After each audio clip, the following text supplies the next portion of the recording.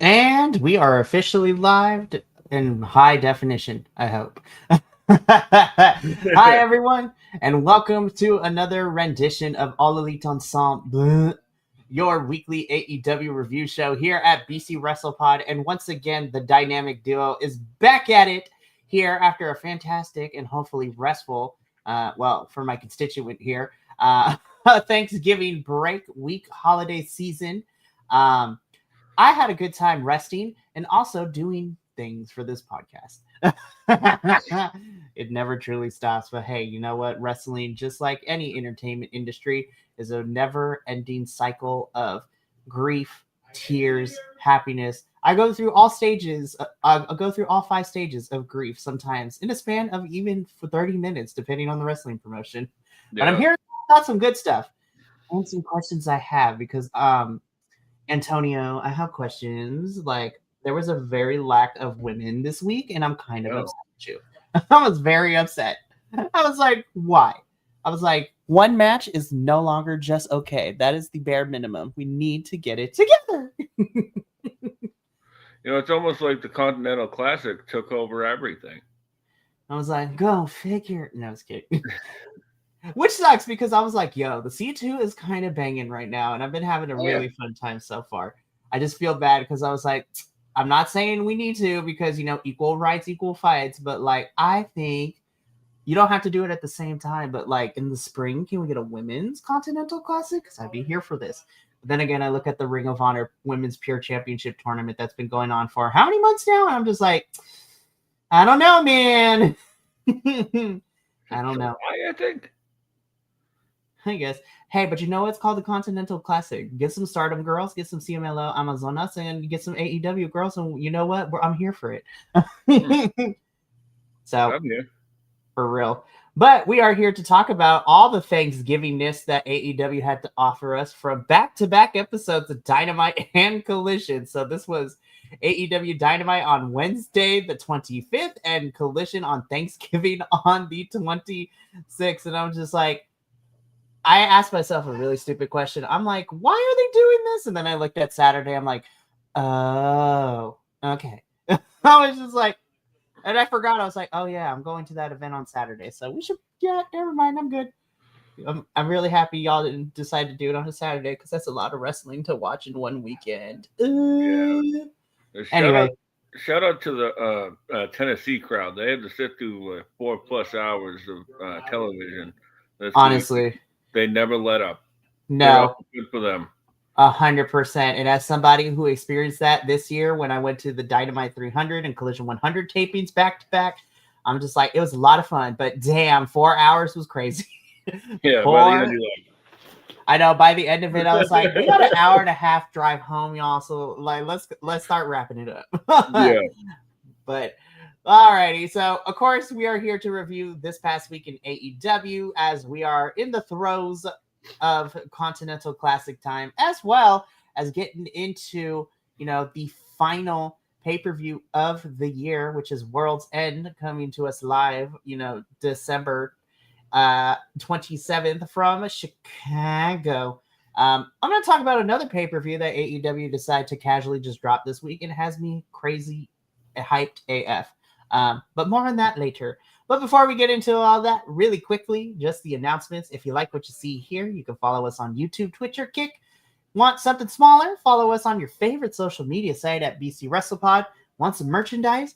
Go to our store at bcwrestlepodshop.fourthwall.com. And if you want to donate to help pay for these pay-per-views and keep the metaphorical lights on sometimes, then the coffee bot will be jumping in this review ever so often.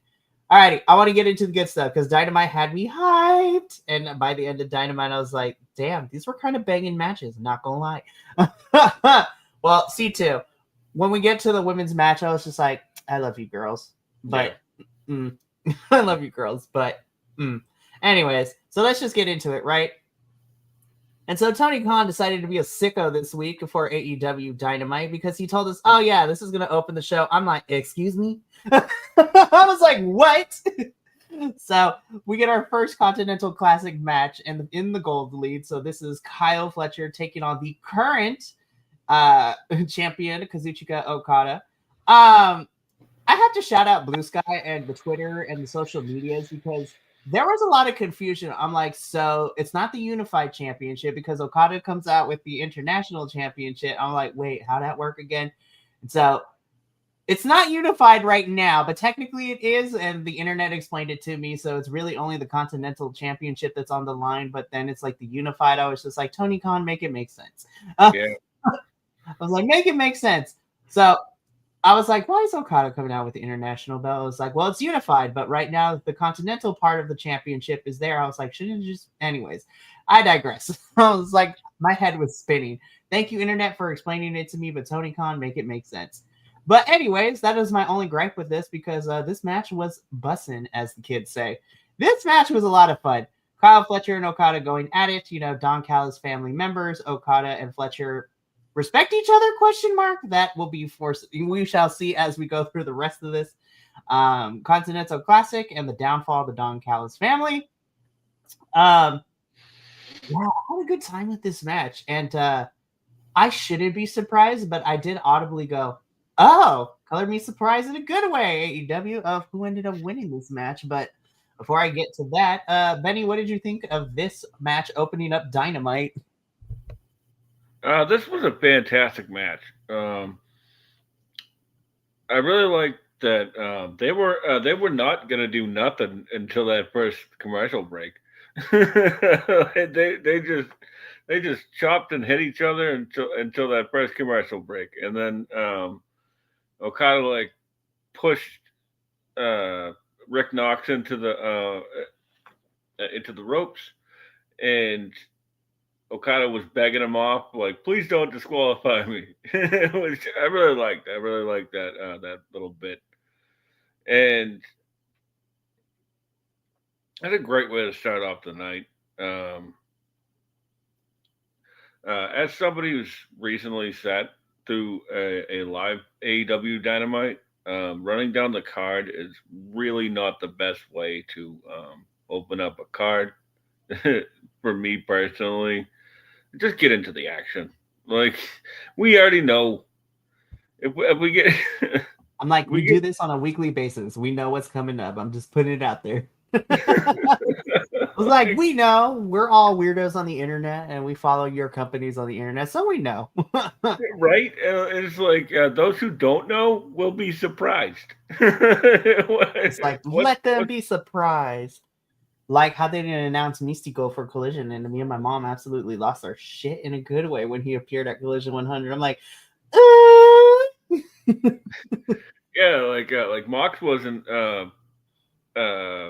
advertised, and then like I show up at in the building, and I'm like, well, that section looks like Mox is coming out, and sure enough, Mox came out. I was just like, alrighty then, I'm here for it. So. No, but this was a really fun way to open the match. Kyle Fletcher does, get, I don't want to call it a schoolboy, but it's like the most devastating move in professional wrestling, a roll-up of some sort. But Kyle Fletcher does pick up the win over Okada, so Fletcher has 3 points on the board. Okada has zip. He has 0. And of course, they tease where Okada's a little upset, but him and Kyle Fletcher have some respect for each other. And Okada says so as much on social media. He's just like, I lost because Kyle Fletcher is an amazing wrestler. And I'm just like, you know what? I can get behind that.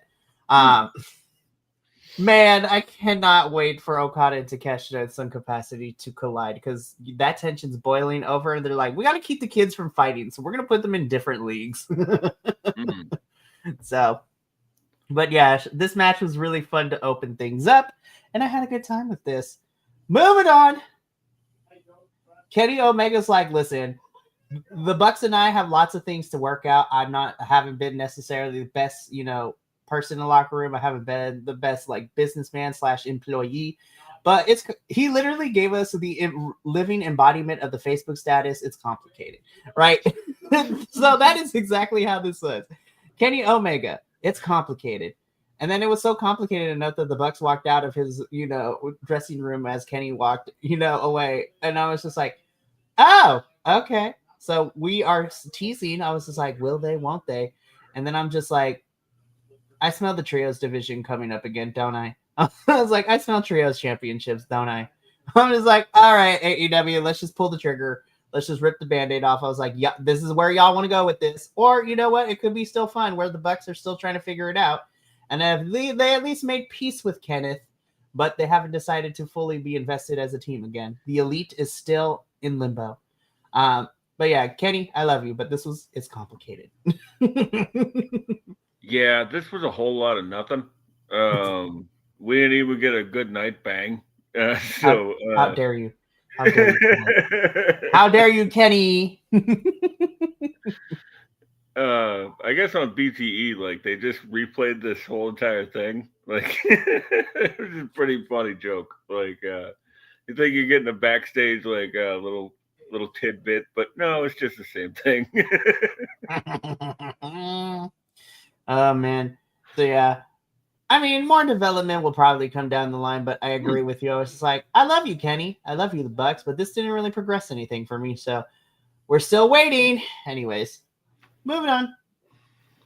I'm not gonna lie. I know I saw this on the social medias after Full Gear already, and I cried then. I still cried now. I'm like, I was just like, Mark Briscoe running down everything that has happened to him in the last year and a half. I was like, you've gone through a lot, my friend, and you deserve this championship.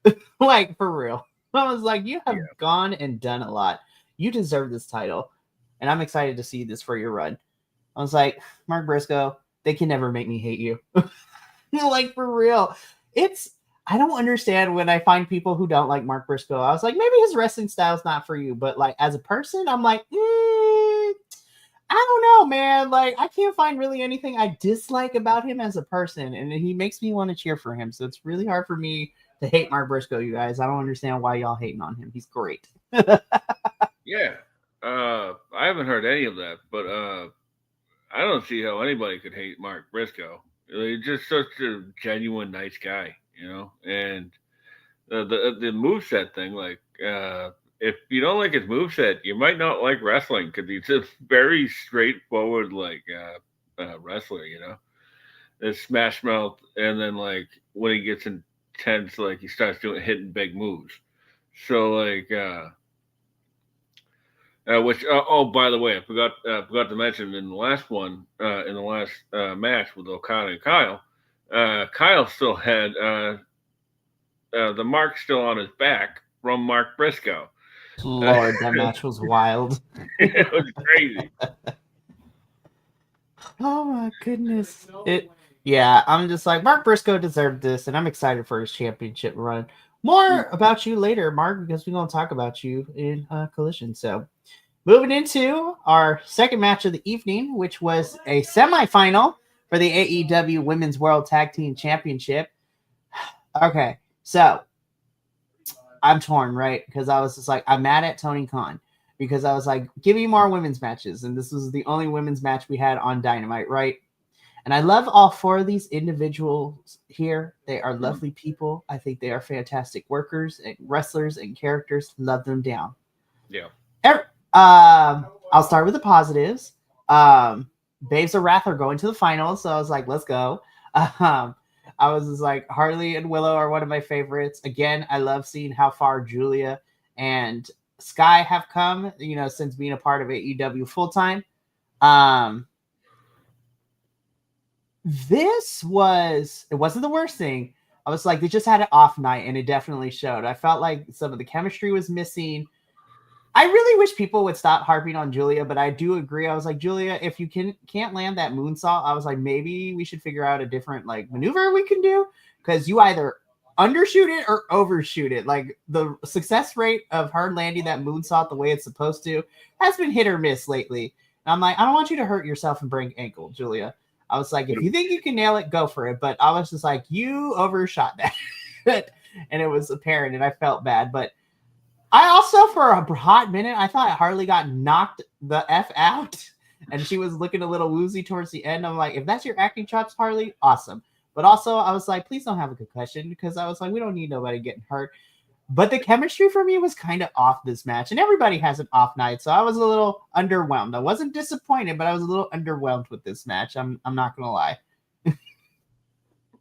And I feel like, wrestling fans are going to come after me for talking about this. I was like, I love women's wrestling, but I got to critique it when I see it, you guys. This was okay. This is not great. Yeah, I'm also going to give a compliment sandwich. Um, I think I think all the women in this match are great. One of them is fine.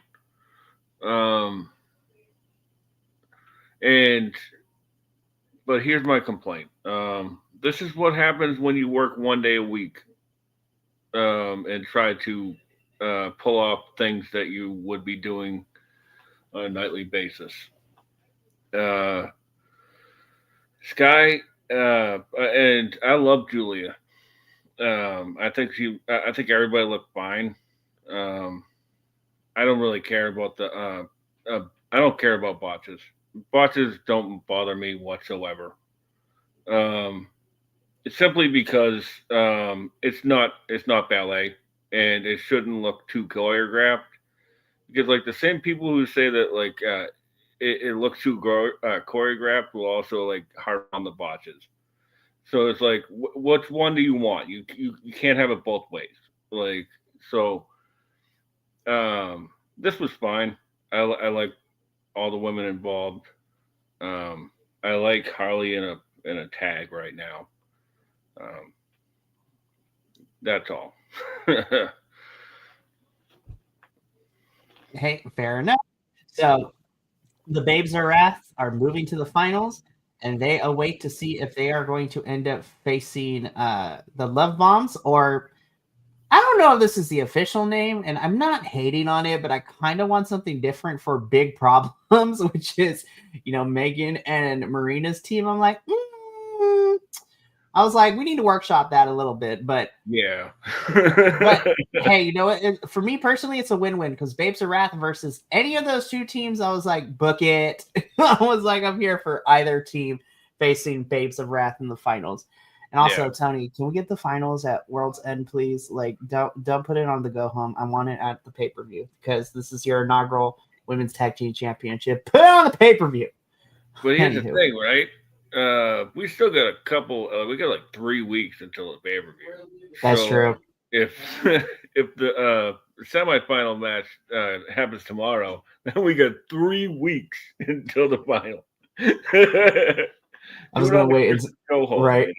I was like, I was gonna wait until the end of the show, but do you mean this match? That Yes, is literally happening tomorrow too. I love the double like uh how it's like a hardcore holiday death match. Isn't a death like doesn't a death match imply that it's hardcore? That's what I said. I was just like, there are just like one too many adjectives here. But no, yeah, I was gonna say this to preview it, but yes, we are getting this match tomorrow, so I'm like, this is about to get crazy. Um, so I'm just like, okay. So, but back to these girls because they were cool. Anyway, so Babes of Wrath win. We await to see tomorrow night. We will find out who their opponents are in the finals. Looking forward to it. I'm not gonna lie. At first, I was just like, "Where are we going with this Where are we going with this promo? This is getting weird. This is getting weird." I'm gonna just let these pictures speak for itself because I was like, the amount of emotions was me. Same. I was just like watching the first two top pictures. I was like, okay. And then Swerve and Heyman came out, and I was like, that's me. Joe watching them was also me too. Joe's face in this bottom left hand corner was me the entire time I was watching this. I was just like, I think I like it, but I'm not entirely sure if I'm 100%. I was just like, okay. Um, Anybody who's been on the internet the last 2 years, it was giving me. I was feeling like the kombucha girl. I was like, do I hate it? Do I like it? I'm still undecided at this point. But then Joe, shout out to shout out to Pro Wrestling and MMA News for getting these screenshots because that picture of Joe in the bottom left hand corner is exactly how I felt watching this entire promo. I was like, do I hate this? Do I like this? I'm undecided. I'm not sure yet. Yeah. I was a fan of this, like especially like I love the way I don't know. I just love Joe's way of speaking. Like the way that like he uses like I don't know how to say this right, but like the intonation of his inflection, Mm-hmm. like how he hits the last word of every single thing, and I like how it like he's slowing down, but he's drawing you in, right? 100%. Yeah, I'll agree with you there. And but like as you said before, a couple months ago, what in the Jake and the Snake Roberts was this? Like I'm I just like, liked it, but like the hook stuff, I was like, man, I get it, and they cut him off right at the perfect time, so like they it was a success as an overall segment. Uh, mhm.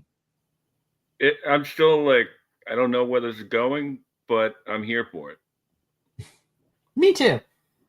And I think Joe, Swerve, and Hangman and the Ops in general are going to make magic out of this. I'm excited about this. But I was just like, ooh, this was okay. um, but no, yeah. I'm just like, listen, if you're going to run back the Revolution triple threat from 2 years ago, I'm here for it. So, and selfishly, you should bring it to Full Gear because it's happening in Los Angeles.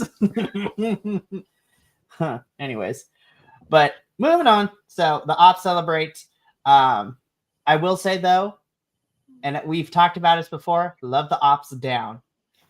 I'm ready for a new Trios team to hold these championships Yeah, and do something more with them. I'm sorry.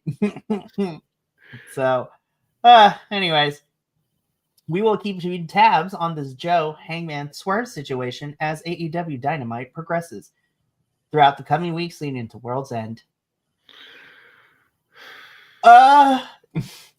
Listen, this I already knew. I was like, this match is gonna be all over the place. It's not gonna be like 5 stars, but damn, did I have fun. And yeah, honestly, I was yeah. like, you know what? I kind of like the juxtaposition because this is actually two different styles of wrestling Mm. like colliding. You have the bruiser of John Moxley with the lucha libre style of Máscara Dorada.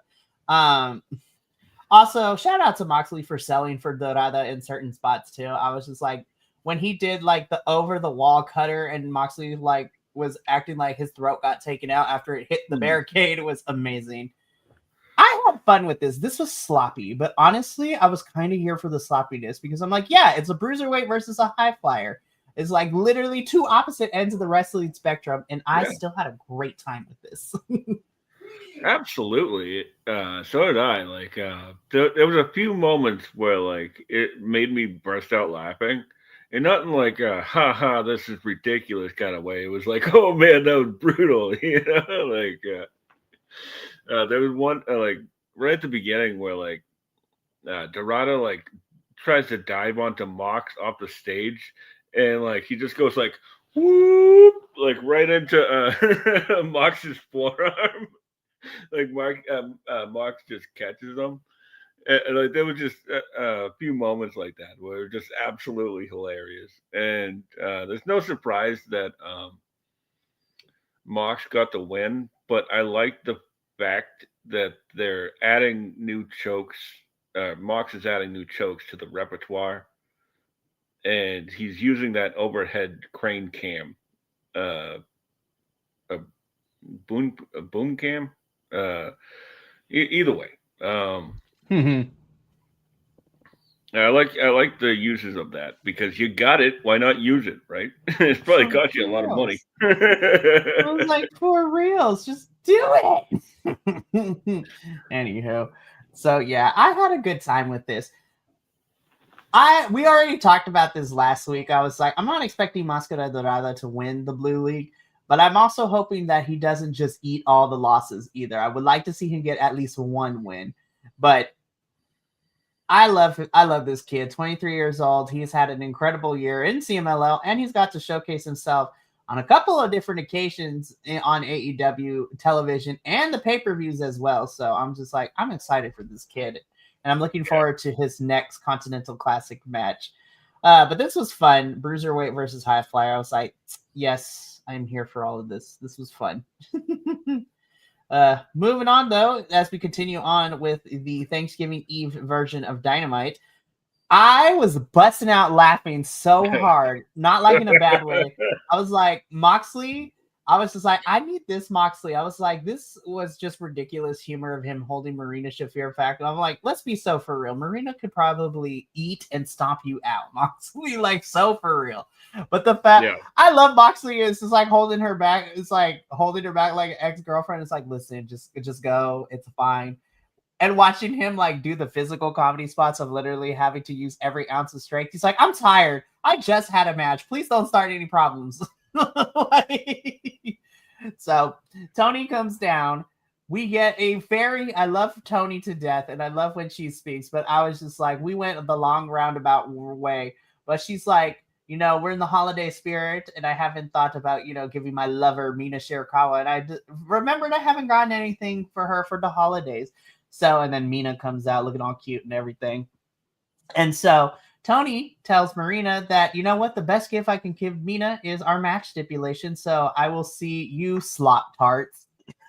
And a hardcore holiday death match. And I was like, there's one too many adjectives in here, but I'm here for it.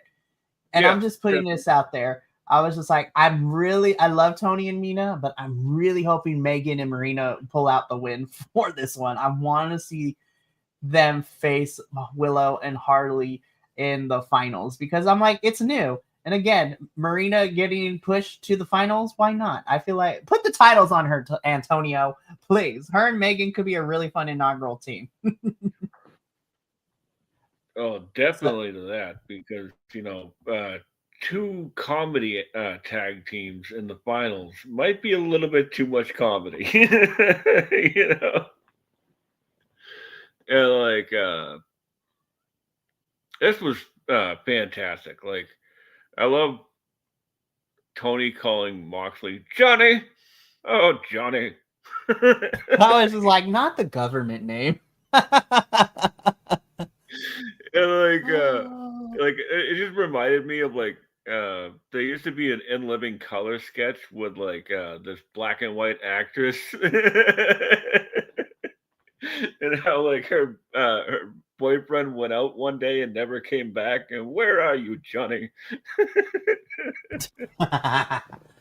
Oh, In Living Color. I was just like, you were part of my childhood. Oh, yeah. Oh man.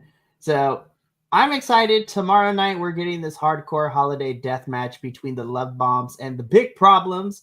So I'm excited. Can't wait. Moxley, I need you to do more of this every time because this was fun.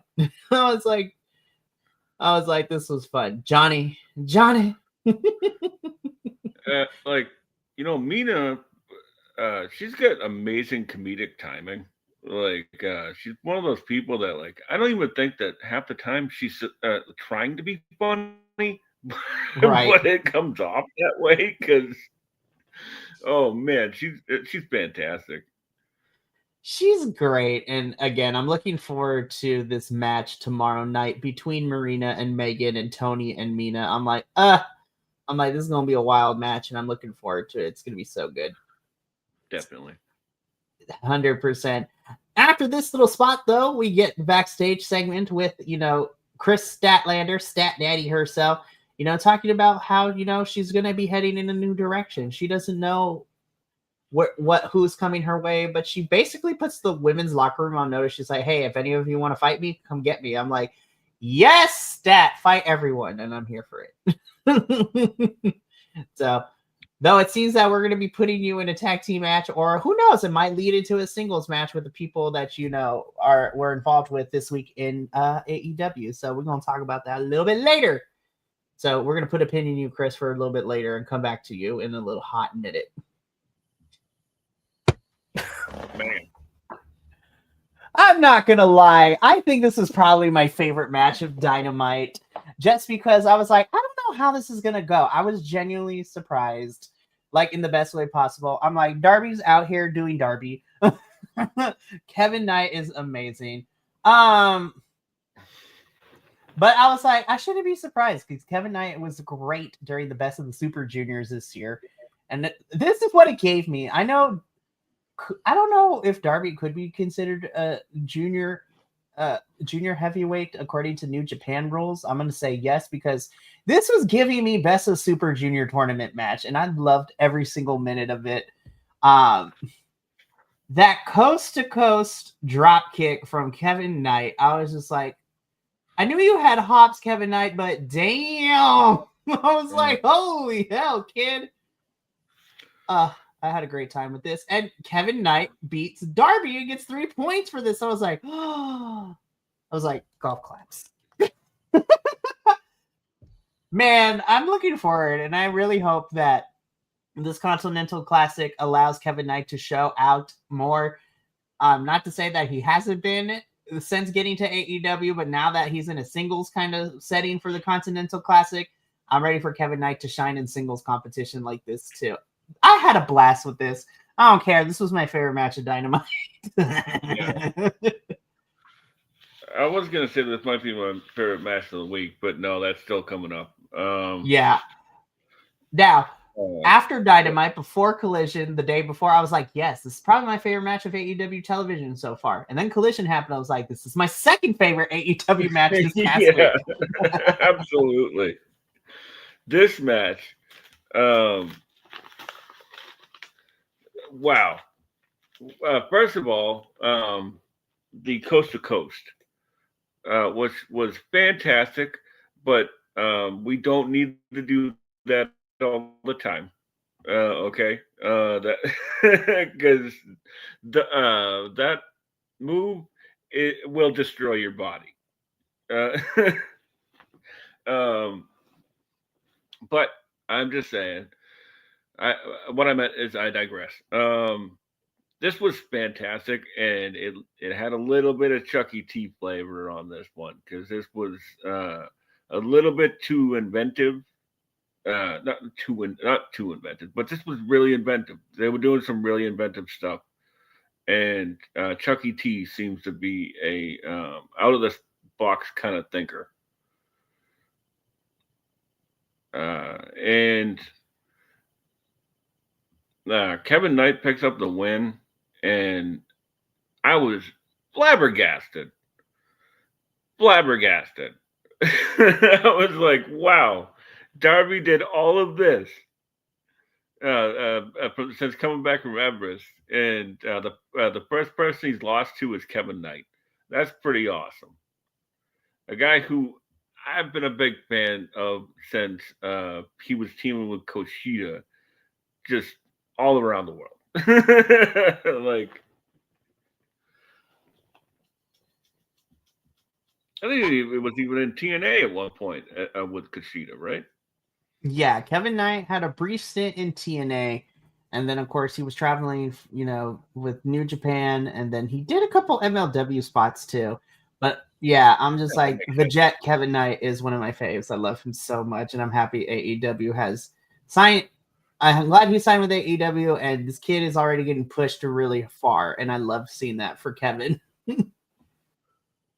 Yeah, MLW seems to be like the Charlie Murphy of the wrestling industry. Everybody goes through there and has a story to tell. It really is. I mean, me and Adolfo have a heck of a lot of fun with MLW, and I'm just like, and then of course with their weekly show, according coming back in 2026, I'm very interested to see how that looks. I was like, all right.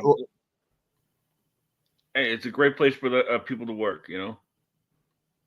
Yeah, we have a good time, and with MLW also having a relationship with CMLL and TJPW and just Joshi wrestling in general, I'm like, I can't complain. So yeah, but yeah, this match was baller. Holy crap! Yeah, this is amazing. This was like awesome. Yeah, unfortunately, we got to move on because I was like, otherwise, I could spend the rest of this review talking about how great this match was. Like, honestly, but it really was. But this is why I love the Continental Classic season. It gives us matchups, and I'm like, holy crap, y'all are about to. you all are about to be added late onto this top matches of the year list. Like y'all got to stop having bangers. Because I was like, I can't just put all Continental Classic matches on here because that's not fair. But yeah, this was fantastic. Good job on both, and very happy for Kevin, and I'm excited to see where Darby goes for the rest of this tournament in his next couple of matches. So, moving on. Eddie Kingston doesn't want to talk about Hook, but he has a lot to say about Shibata Bread, and so he's going to fight Shibata Bread on Collision. Indeed. Eddie Kingston, yeah, that's pretty much it for this one. And I'm just going to say this. I was just like, does Eddie Kingston make a lot of sense sometimes when he cuts his promos? No. Do I care? No, because that's my uncle right there.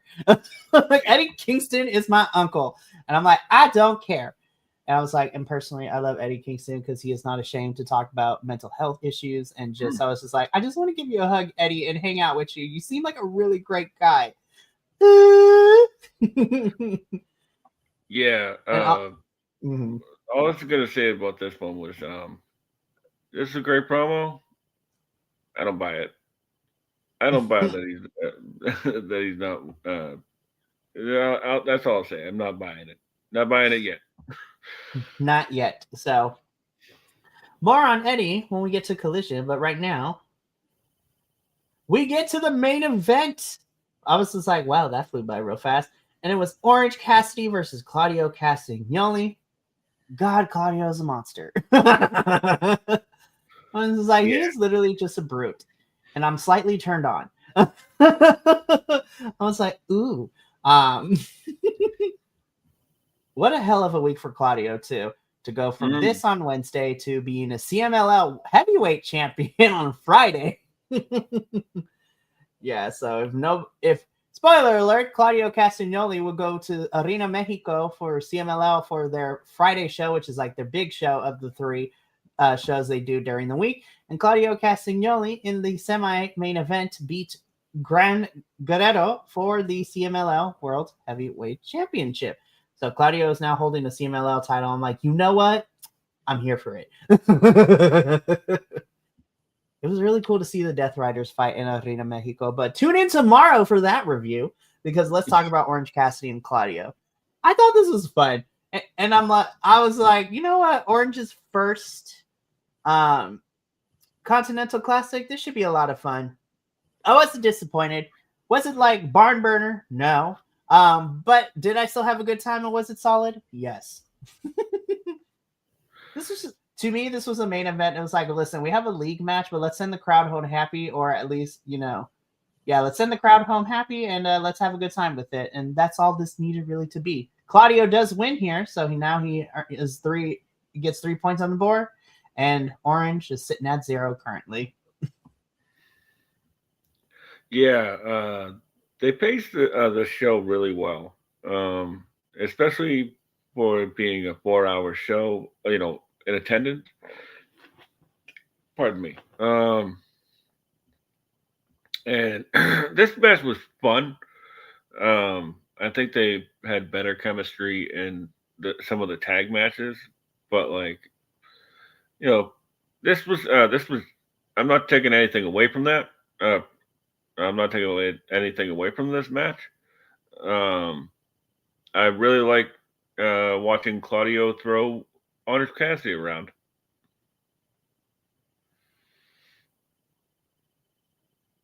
I did too, and I feel like we talked about this last week too, during our full gear review with Claudio picking up Orange Cassidy in by his whole scruff of his pants and checking him around. And I will also bring that up and say I was just like, that is crazy, and I am slightly turned on once again.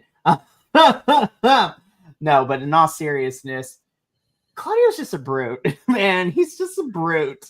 Yeah. And I'm kind of here for it. I'm not going to lie. Oh, man. So, after this, though, let me do this picture real quick. Okada's like, yeah, I'm not getting in the middle of this brawl. This picture right here, I was like, thank you, Pro Wrestling and MMA News. Y'all have the greatest screenshots ever. Oh, man. Okada standing on the ramp like, what What's happening right now? I'm not getting in there. What are you crazy? Oh. One of my favorite things about Okada in AEW is that, like, yes, we know he's one of the best wrestlers of all time, but him finally getting to show this character or show some character on television, Mm-hmm. it brings me so much joy because I knew he was in there. I love it so much. Okada's fantastic. So we end Dynamite with all the participants in the Continental Classic brawling with each other, with Okada looking on, and that is how Dynamite goes off the air. And I was just like, alrighty then, I am here for it. So this is going to be fun. So that is our Dynamite portion of our review. So now let's get into Collision, where I still had fun with Collision, but I will say that sometimes AEW less is more, because I was like, oh, okay, this is pretty good. And then by the end of this, I was like, listen, I love everyone and everything, but we could have cut some of these things out, not gonna lie. I was like, save it for next week. Yeah. I still had fun though. So again, I was like, all right, you had Fletcher and Okada open up Collision. Like, what can you possibly do to make me lose my mind again? And so I'm like, all right, let's turn this on and start watching. And I was like, okay, let's see what we got here.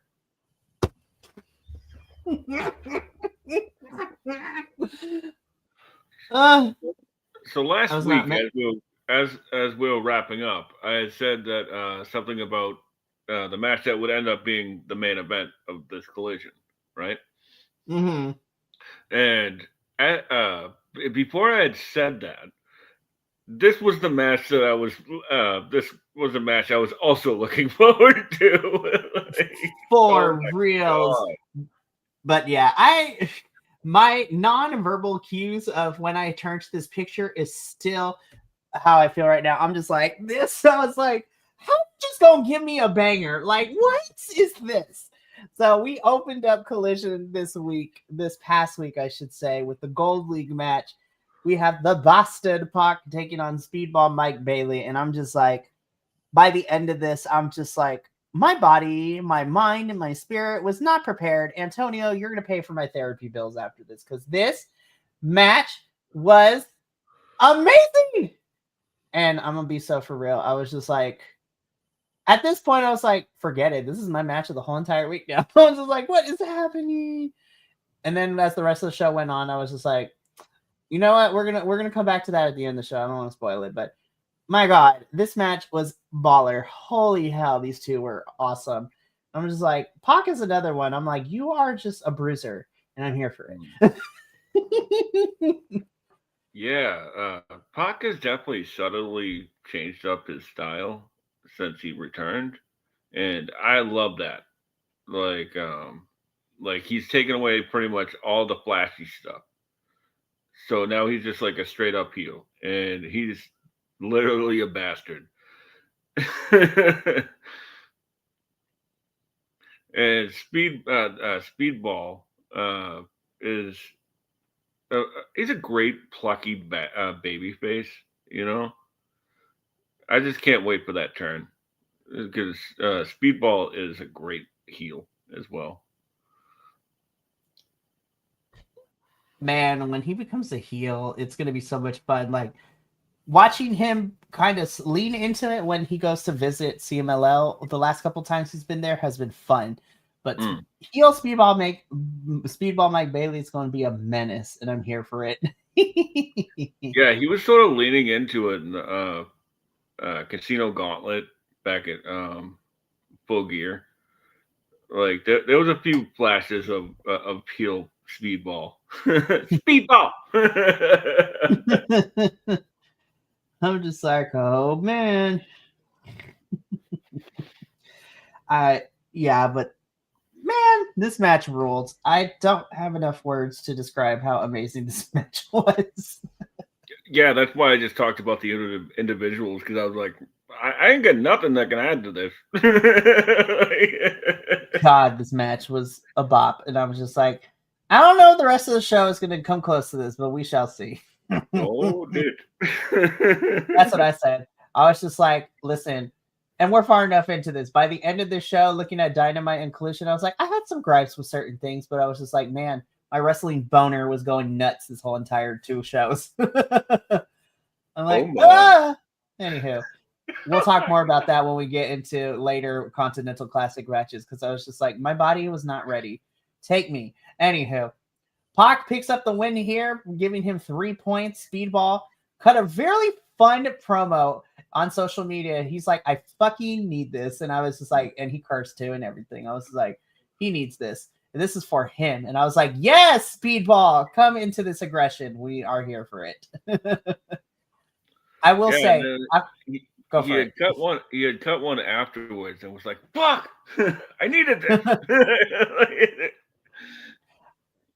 I love all these social medias we're getting of our Continental Classic participants. I will say by default, but just because I think he's amazing, my favorite one was Roddy, though. I think Roddy's was probably the one that, you know, hit me the most. Like in the fields, I was just like, I forgot you've been doing this forever. And the way that you're approaching it, like, I love that you're bringing in the fact that technically this was supposed to be Kyle's spot, but now you are like the alternate, so to speak. And so now you're just like, this is for me. I was just like, Roddy, I kind of want you to win. But yeah, Roddy's was the one that hit me the hardest in the fields. I was just like, I love this man so much. Let him win, damn it. Yeah. I have a feeling that Roddy's going to be the emotional underdog in this. He is going to be my Darby Allin this year, because Darby was my emotional underdog last year. And so Roddy's going to be my emotional underdog this year.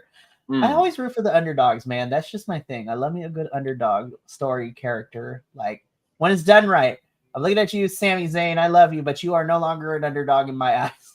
Like, we cannot keep building you that way. But that's for a whole nother podcast. But damn, Pac and Speedball, like, this is how we open the show. Like, what are we doing? Like, how's the rest of the show gonna go? Because I'm like, I need to decompress. I need to take a moment. I had to pause for a couple minutes because I was like, I don't know how the rest of the show is gonna go, but I need like 5 minutes to myself real quick. I was like, yeah, right. Afterwards, I'm like, I need to smoke. For reals, I was just like, that was the most excruciating like 15 minutes of my life. I was just like, my soul was torn asunder, as the kids say. And I was just like, I need something. I need 5 minutes. I need 5 minutes to decompress. And so I was like, so after I took those 5 minutes and kind of calmed myself down a bit, I was like, all right, let's get into the rest of this collision.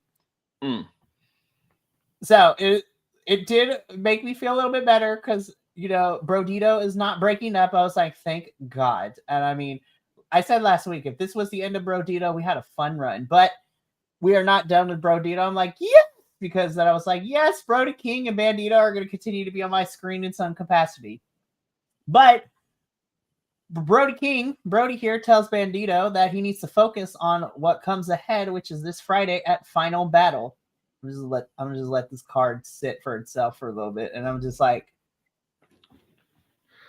oh, got a bad taste in my mouth. I was just like,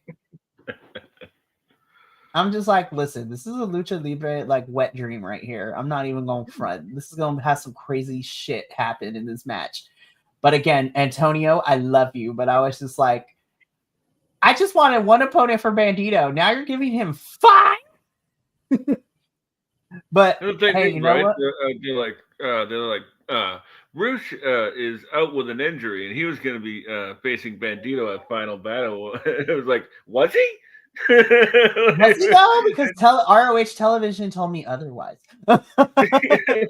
He's a tag team champion down there right now, so I don't know what you're talking about, but I'll take it. Oh, don't even get me started, because I'm like, are we playing with the Freebird rules when it comes to these tag titles? Like, because we're getting a tag team championship match, and I'm mad because I'm like, I'm excited for everyone participating in that tag team match, but ROH television, you have done nothing for me to build this up.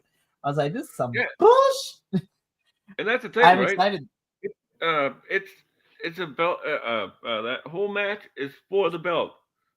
Mortos and Sammy are not the champions. How does that make sense? I was just like, if any, I don't know, but what Brody King was Sorry. mentioning is Bandito has to focus on 5 other opponents because come Friday at Final Battle, we're getting a survival of the fittest match where Bandito is going to have to defend his championship against Sammy Guevara, Commander Hechicero, Blake Christian, and the Beast Mortos. And I'm just like, am I excited for this match? Hell yeah! But I was just like, Tony Khan, I love you, but why? Why do we build ROH this way? I don't understand. Yeah, Ian Riccaboni did some heavy lifting today on on the ROH Shout show. out to Ian and Caprice, man. They're doing the Lord's Hmm. work. I was like, you're the only two. Like, I love their positivity and their enthusiasm because honestly, those two are what getting me through the struggle of the problems I have with Ring of Honor. Honestly, No doubt, no doubt. Uh, uh, Caprice has been mentioning Ashe a bunch lately too, which is fantastic because he's like the commissioner of Ashe, I think. I Pretty cool. was like, Ian and Caprice are actual wrestling nerds, and I love them. Mm, definitely. So I'm just like, Bandito has his work cut out for him. It's Friday. And so I'm just like, oh, Bandito, we're going to check in with you on Saturday after the pay per view to see if you walked out as champion still. But, more on that on Saturday. Shameless plug. Anyhow, moving on. Did I think Daddy Magic was going to win? No. Did I know what I was expecting when I got this? Yes. Was this cheesy with the grudges? Yes. Did I enjoy it? Hell yes. Sometimes you just need a match where a bitch gets beat up. Like, that's how I was like, Daddy Magic, let's be so for real. Daniel Garcia mollywopped you away. He mollywopped you. But I love this. I love me a good emotional investing match. I was just like, I feel like Daddy Magic doesn't get credit when we talk about like underrated wrestlers. I was like, this is your underrated wrestler. This is how you be a support. And I love it. It is great. Someone is at my door. So, Benny, if you can vamp for a little bit, I will be right back. Absolutely. Daddy Magic, as you said, like is definitely a great utility player. He can do commentary. He can wrestle. He can cut a hell of a promo. And with this match, I thought it actually went a little bit too long, but that's my storytelling hangups. And the steel step spot. Um, Danny's done that a couple times, but like most of the time it's been, excuse me, with a distracted referee. And this time, the referee was looking right at him. So I don't know why that wasn't a DQ. Um, Actually, I think if it was a DQ, it probably would have added to the story. But maybe they just want to move on now, and that makes sense because this story has reached its conclusion. Yeah. I think this was a nice way to be like, nah, there's no these two getting back together at this moment in time. So I think we are good with this chapter of their story. Mm. So, but yeah, Daniel Garcia beats up Daddy Magic and beats Daddy Magic, and Daniel Garcia wants to fight a champion. And so, lo and behold, I swear to God, AEW, you continue to give me more pictures of Mark Briscoe that are not the same. I swear. You're doing this on purpose, and please don't stop. Right? So I was just like, this leads into Mark Briscoe. We hear from Mark Briscoe, our new TNT champion. And so it seems we are setting up Danny and Mark. And I was like, ooh, let's go. Yeah, I like I'm it. like, I'm here for it.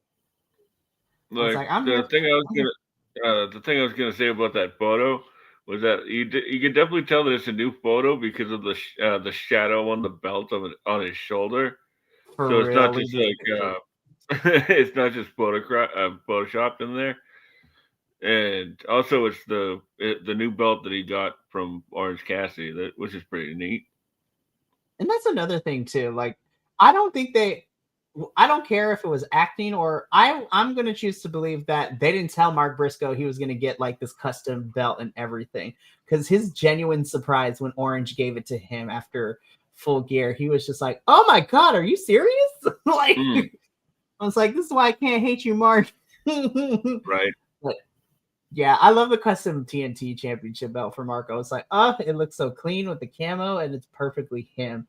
But back to this picture, though, we are setting up Mark and Danny, which I am here for. I think could be a first fun match, championship defense / feud for Mark Briscoe as TNT champion, as we await whoever is going to come down the pipeline next. So I don't hate it. I'll take it. Like, if this is only for like a pay per view cycle or so, like, I'm here for it. And did they win a belt? And did Danny and Wheeler win a belt in CMLL? no, they were unsuccessful. They did not take the CMLL Tag Team Championships from Angel de Oro and Niebla Roja, or otherwise known as Los Hermanos Chavez, so the actual brothers in CMLL. Oh, that's awesome. Yeah, they unfortunately did not, but it was a hell of a match, though. Stay tuned tomorrow for that review. Yes, indeed. Hit that So, notification button. for reals, hit that bell, subscribe, as the kids say. But back to this. So, yeah, I agree with you. I think that I think this is going to be a fun feud for Mark Mm. as his first feud and kind of leading us into whoever's next after Daniel Garcia. But I'm also happy to see Daniel Garcia get into this mix as well. So it's like, well, let's get some championships on this man too. So let's do this. So this should be a fun feud. I look forward to it. Moving on. We hear from Ricochet. Now, I'm going to pair this with what we got on ROH tonight too, because at this point of the show and later in Collision, it's like Ricochet is going to be very selective of who he gives championship matches to, and literally Mm. that is literally the synopsis of what we got from here too. I was just like, oh, Ricochet, you're such a tool, and I'm here for you. Yeah. I was like, you're gonna be a fun heel champion in the best way possible, and we're gonna come to you later though, because right now we go for just the juxtaposition of these pictures, right? We go from aha to listen. It's like right. Also, though, I was just like, oh, hey boys. Listen, I Yeah. wasn't really. Listen, I've always had a thing for Dax. I was like, you and your Burt Reynolds porn stash, right? So I was just like, you're one. I'm gonna continue to make this joke. Dax is one bearskin rug away. That is all I'm gonna say for that. He is one bearskin rug away from being AEW's Burt Reynolds. And I'm gonna be so for real. And I'm gonna be so for real. I wasn't looking at cash, but in the last couple of months, I'll be like, hey. No, but honestly, this is what I am here for. I love a good heel FTR. They come out to talk about this, but let me tell you, I totally forgot that the only team left in this division who has singly defeated FTR successfully is the Bang Bang Gang. And I actually really dug Dax's mic getting slapped out of his hand. I was just like, yes! I was like, please tell me this means Jay White is coming back so relatively soon. Because I'm like, I need this in my life. I'm like, I need this version of the Bang Bang Gang. I'm not gonna lie. Yeah, I actually like this version of the Bang Bang Gang, like as well, because like they're just so over the top. Like, like Austin was like the MVP of the pandemic era, Mm-hmm. and like Juice, like even when they were doing the zoom around for like the entrance, I was like, "What did you do?" And then like I saw like Speedball's blog, and then Speedball and Juice were joking about starting Mullet Club.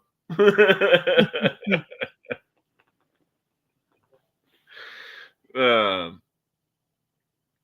I think it looks good on him actually. Like Juice is one of those guys that like can really pull off anything. Like he was a white dude pulling off dreadlocks, like back in the CJ Parker days. Oh my god! For reals. And I was just like, we can't be doing this. No, I'm just Yeah, kidding. this might be cultural appropriation, but I digress. Oh This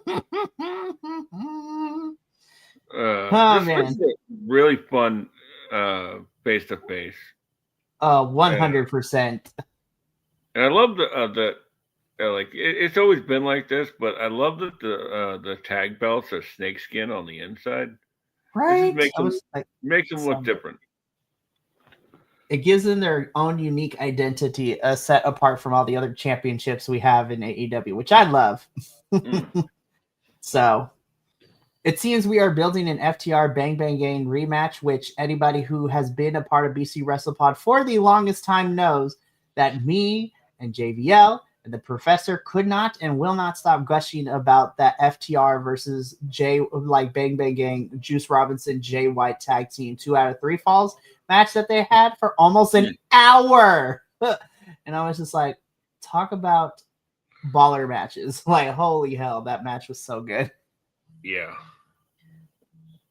FTR So is almost like the longer the match, the better they get. Like they have unbelievable conditioning. Like, it's wild coming from these two. I was just like, oh man. So I'm excited for this. The feud is brewing. It is starting up between these two, and I am looking forward to what is coming down next. And then for the next couple of weeks too, to see where that leads us. But moving on from here.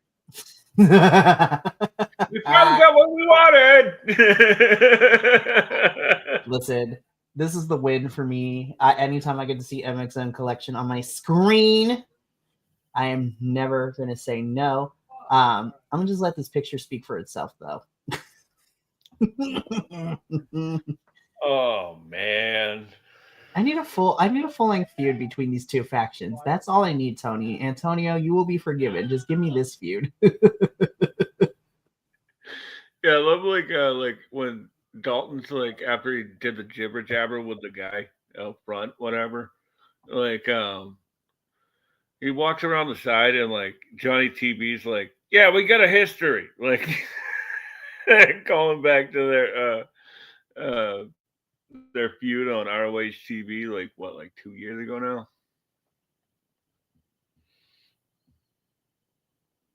I don't know, man. I was just like, but this was amazing. Of course, MXM Collection ends up having this, match. MXM Collection has another open casting call match, which is answered by the Outrunners and Dalton. Fairly fun match. Dalton Castle and the Outrunners win. I was just like, right choice. And then afterwards, it was a lot.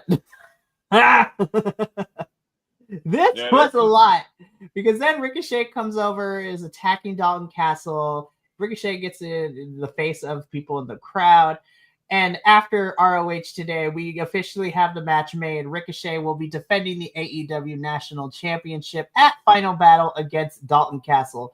And I'm just like, Antonio, I'm mad at you because I know Dalton's not going to win. Or maybe he will, and you pull the biggest swerve this year for you. But I highly doubt it. And I was just like, why are you gonna give me hope and make me hope that Dalton Castle becomes a champion again? I'm like, why? I was like, why you do this to me? But who knows? I understand it.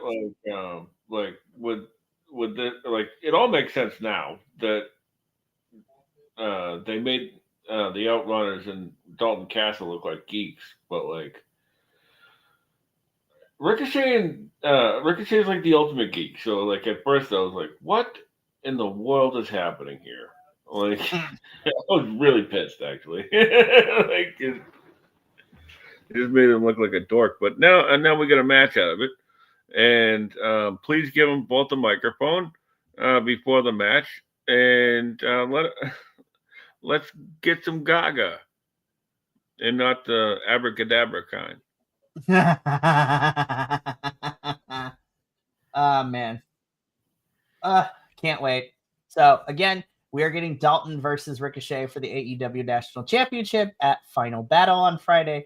So I'm mad of how we built up to this, but it still should be a fun. And this is what frustrates me with ROH really quickly before we move on. I was just like, you frustrate me with your pay-per-view builds, and then you end up having like ballin' ass matches the entire card. I was like, build it better. Oh yeah, the talent's never the problem. The talent's never the problem. It frustrates me. Anyways, let's get back to Collision. So everybody is thankful for something. Okada is thankful he doesn't have to team up with Takeshita. The end. Hello, Mark Davis just being a total jerk. What are you thinking for? Nothing. I was just like, Mark Davis, I can think of one thing. I'm thankful for you. No, but in all seriousness, I'm thankful that you're back, Mark Davis. I have missed you in my wrestling sphere. Dungzilla is back in full effect, and I love it. This was hokey, but I love it. I was like, it's, Don Callis family. Yeah, fun. That's all I have to say. I'm mad of how short this match was. I'm not going to front. I was like, listen, I know Eddie just came back, but like, this was not even a match. I was like, and Shibata kind of deserves a little bit better than kind of a squash match, but not really a squash match, but really a squash match. I was a little disappointed with this. I'm not going to front. I was like, I got excited on Wednesday. And then when this match happened, I was like, this is not even a match. Antonio, you lied to me. I'm mad. I was just like, I'm mad. I'm mad for everyone involved. It's funny. Like, I actually wasn't too upset about this one because both of them are like fighters, right? And sometimes you need that that match where like they just go like for like just hard at each other for like 4 minutes, and then somebody gets the advantage and gets the win. I just gotta say, like, heel Shibata is so much fun. Like, that's really where his wheelhouse is, anyways. Like, I'll agree with you on that one. His nickname is the Wrestler, like, because he's a straightforward fighter. Like, he doesn't, no frills, So, like, this is right where he shines. But as I said before, with Eddie Kingston's promo, I don't trust him. I was just like, I don't know what's happening. Well, speaking of which, right? Again, these screenshots, moi. I can't hate on Kingston. That's the frustrating part. I was just like, I don't trust this, but I'm not mad at you, Eddie. I'm really not. Oh yeah, no, I'm here for the emotional, the emotional burn, I guess. I was like, what are we doing? And then when Tony announced this, I was just like, now Tony Khan, Antonio, I was like, why would you do this to me? So it gets confirmed later in the show and on social media that it was made official for Winter is Coming. We are getting Samoa Joe versus Eddie Kingston for the AEW World Championship. And I'm like, not gonna lie, this should probably be fun. And I'm looking forward to it. I was like, this is gonna be fun. Fun times indeed. Yeah. And I just want to point out that, like, when I say that I don't trust him, like, I love Eddie Kingston. Okay. It's just that sometimes we get swerved. No Strickland. Exactly. So we're going to see how this plays out, because World's End has and I mean this in the best way possible, World's End always has a nasty habit of swerving the heck out of us. Yeah, sometimes in a bad way. But, like... very true. But, I'm more than happy to be wrong as well. Like, and when I'm wrong, I will definitely admit it, unlike most. Yeah, so in 2 weeks, we get this match at Winter is Coming, so we shall see how that turns out. Tekla versus Ty Mello. Again, this was our only women's match, Antonio. um, this was fine for what it was because it's setting up everything that happened after the match. So this was a match that was a vehicle to what was happening afterwards. Now that the Sisters of Sin are freed up from the tournament, we could have the Triangle of Madness run havoc again. And this time it's in the form of Ty, Chris, and Jamie. So I was like, I thought apparently Blood and Guts was not enough though. I was just like, I thought we were good, but I guess not. Anyhow, No. but yeah, I don't have much more to That say was on that whole segment. this was honestly it was a fantastic match, and It was. Tekla really brought out the best in Ty, Mm-hmm. and Ty's one of those like talents that like you can see something, there, and I hope she finds it. That's all. Mm-hmm. Yes, that is perfectly fine. So, after all this is said and done, we get into our main event of Collision. Good lord. God, Good lord. sweet baby Jesus. It's like It was sweet baby Jesus. Yeah, sweat baby Jesus and the grown one too. Like holy hell. this was as good as I was expecting, and because like these are two of the best wrestlers like probably today. Like you don't. Roddy's one of those guys when you see him on a graphic, we go like, "Ooh, this could go either way," and uh, he's sort of a mid card guy, Mhm. which is fantastic because a lot of time you go, "Well, I can see where this is going," but like if, if Roddy's in a match card, you're like, it can go either way. It really is. And honestly, this match was so baller. Mm. I This match was so much fun, and I'm really happy to see. And again, regardless if he is a alternate for Kyle O'Reilly, I was like, oh, Roddy's about to go on Demon Time. He's about Oh, to go on Demon Time. yeah, and Roddy's always had a gas tank. Uh, like yeah, like we used to call him Mister ROH back in the Mm-hmm, day because like he would like hold down the fort. Like if like you never had a bad match with Roddy. You know. mm-hmm. And the fact that you get to go up against Takeshita of all people too, like Roddy and Mm. Takeshita, I was just like, run it back, run Yeah, it back. I want to see this yeah. again. Here I am over here gushing about Roderick Strong, and the IWGP Heavyweight Champion was also in this match as well.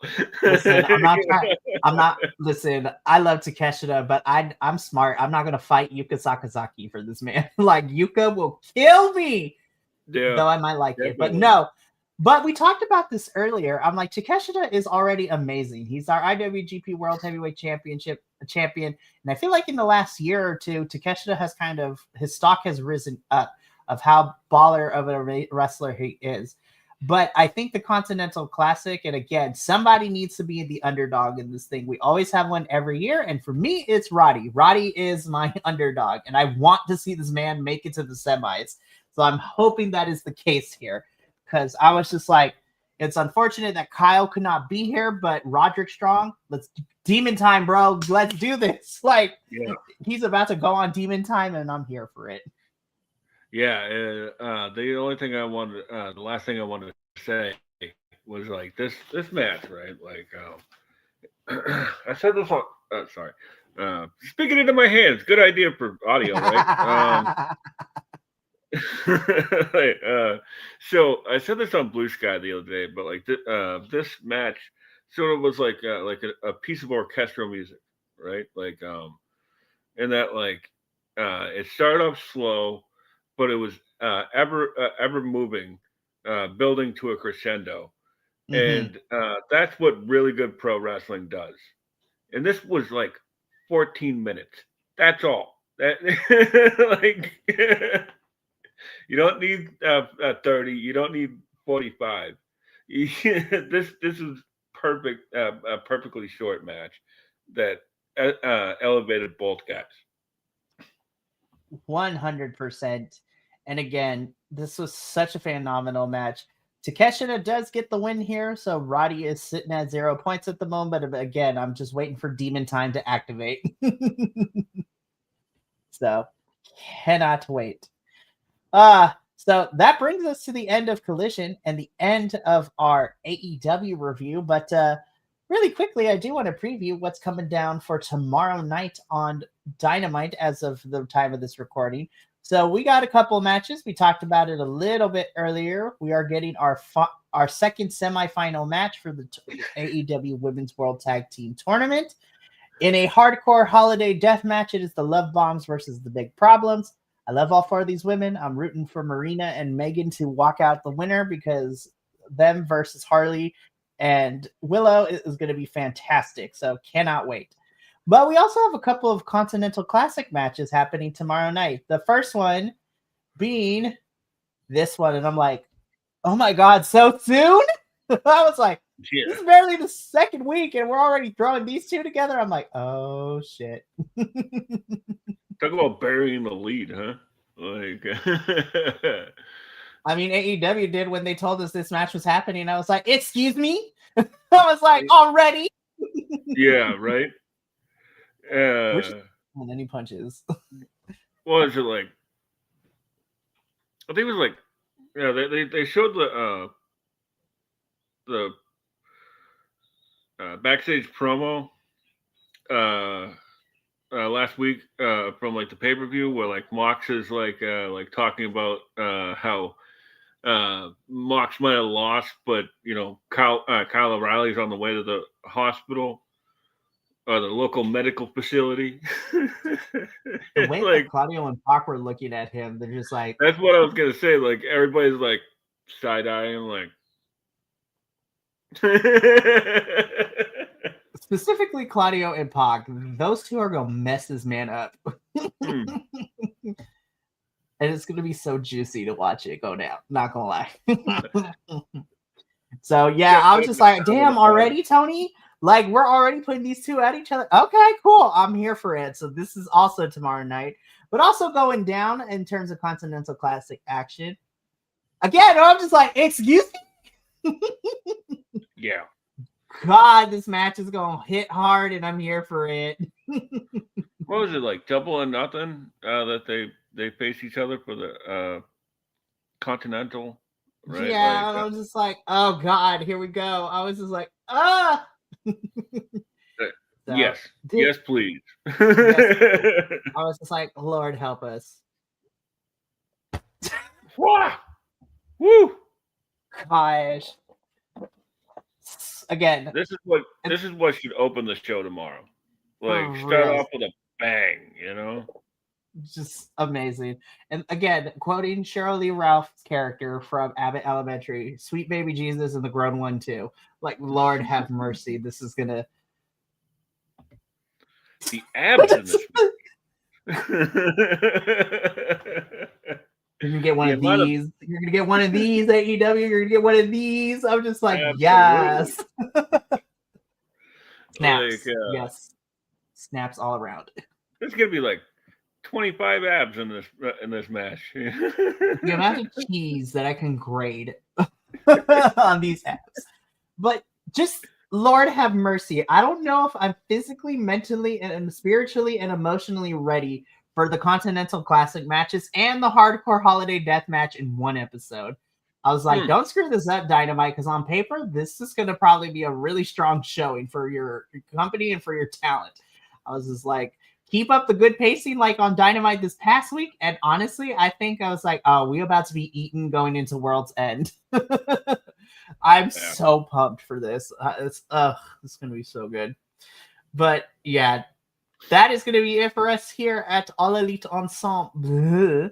Again, we will be back next Tuesday to review another exciting episode of AEW. But we got lots of other fun stuff coming down for us this week.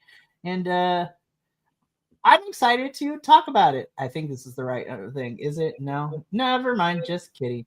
I forgot to upload it. But we have a busy week this week. Yeah, last week was not as crazy, right? But this week we're back at it, and why not? Because all the pay-per-views are happening in the next 3 weeks. But we have a whole entire, you know, buffet assort, if you will call it. We have a lot of good wrestling happening this week. So A tomorrow evening, smorgasbord.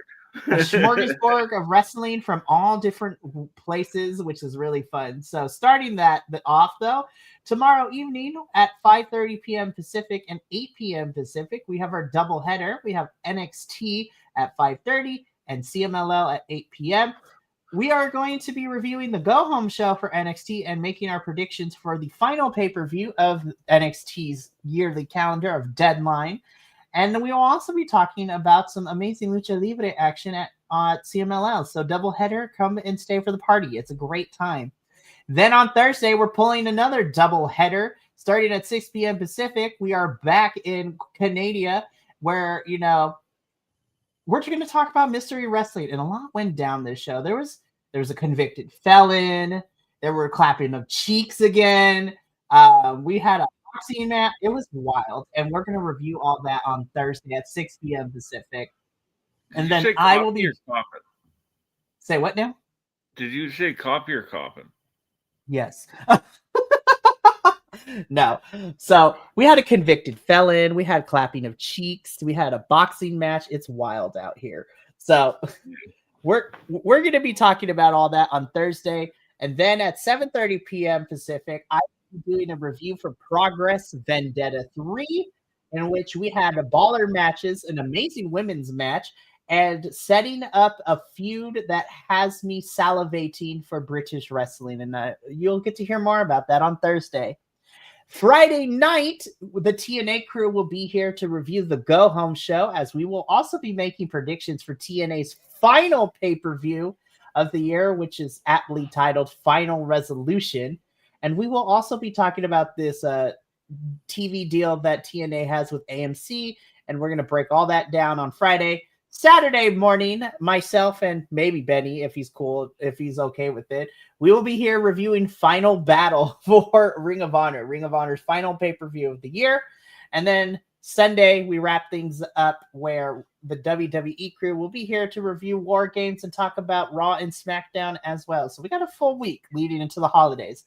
I want to announce this now, but mark your calendars, everyone watching, for Sunday, December 21st, because it is going to be a crazy event. It is the annual BC WrestlePod End of the Year podcast, where we talk about the highs, the lows, and the in-betweens of wrestling, the good, the bad, and the ugly.